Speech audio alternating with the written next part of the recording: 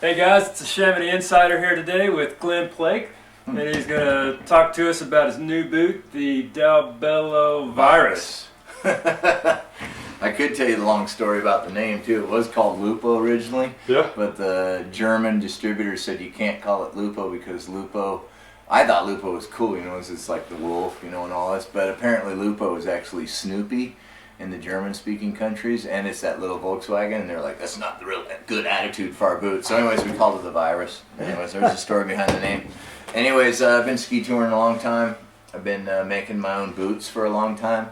Used to take 3 different pairs of boots and come up with one that I really liked, and came up with some modifications over the years for my own personal stuff, and I happened to be at the Dalbello factory getting a pair of boots ready for an expedition, and they were like, what are you doing there? And I was doing some cuts and some things that I just kind of stumbled along, and lo and behold, they decided to get into the touring market a little bit, the free ride mountaineering touring market, I guess. So anyways, over the years we've all laughed at how bad our ski touring boots are. You know, it's the old question, you want to do it in rubber boots, or we're going to take ski boots today? And it was kind of something we always had to ask ourselves. I always thought it would be possible to have a pair of ski boots that worked as well as rubber boots, but over the years, as the ski touring boots developed into better skiing boots, in my opinion they became worse ski touring boots, and all of a sudden they kind of crossed the threshold where they weren't anything. So I kind of needed to make a ski boot that would have all the characteristics of a good randonnée boot, and most importantly was its ability to move.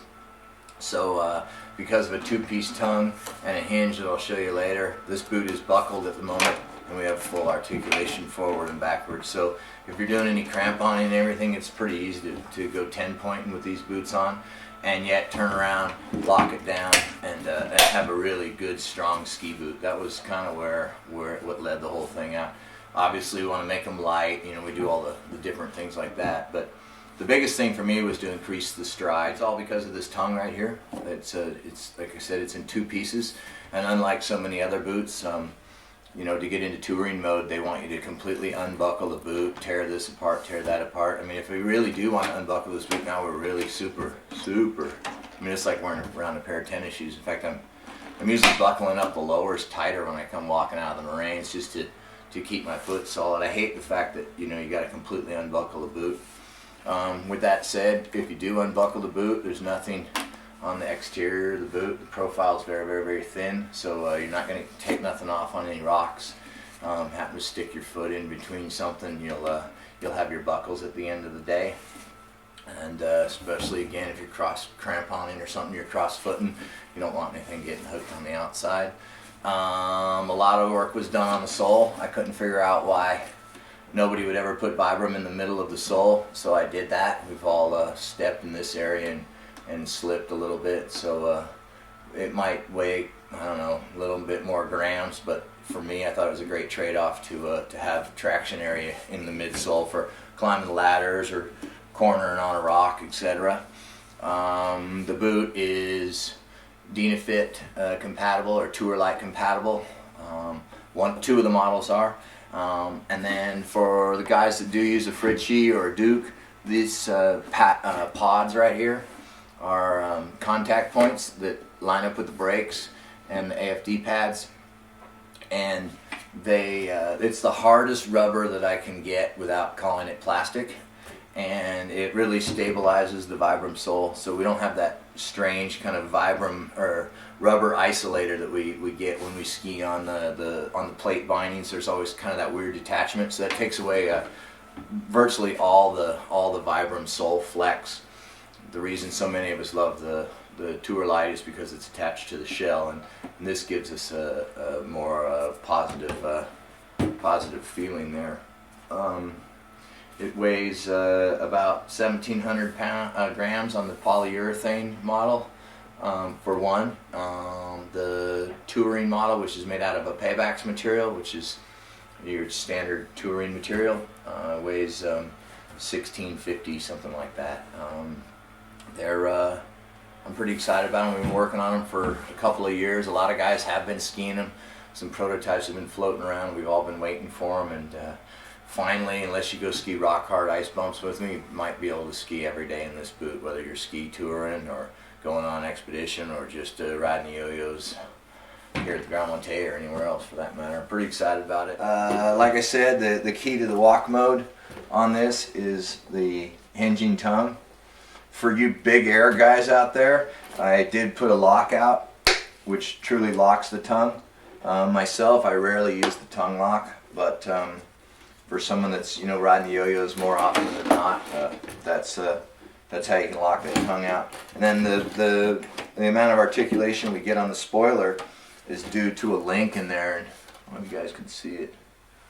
You see that? Yeah, there we go. Much like the third link on your mountain bikes or motorcycles, the problem with AT boots in the past, they've only had a single pivot right here, so the movement of the bar ultimately had an effect on how far the cuff could go back or whether this metal rod would stick into your leg. I went with a pretty traditional way of using the mechanism because we were all familiar with it. But by having the double fulcrum, it allows this rod to track a different circle than the traditional single pivot. So we get a lot of articulation there in a real natural way. To accompany that, we put a flex panel in the liner too, so the liner flexes real nice too, nice and easy. So when you're walking along, it just the three different models is this one's polyurethane with the choice of thermo liner or a traditional ski boot liner. And it also has the tour line inserts. There's another model that's got polyurethane that has no inserts on it, and I don't have one here, but it's the black and orange model.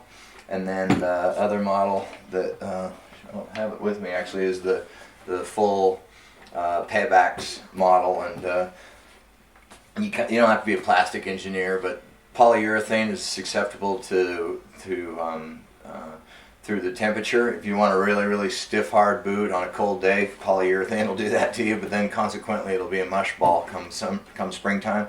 Where paybacks is lighter and thermatically stable, so most of us that are using the boots in the mountains are on the paybacks version. It's a little more expensive, but it has some features that some of us like. If you're a ski patrol or a coach or something, just working around the mountain and stepping into standard plate type bindings, then you probably don't need the paybacks model.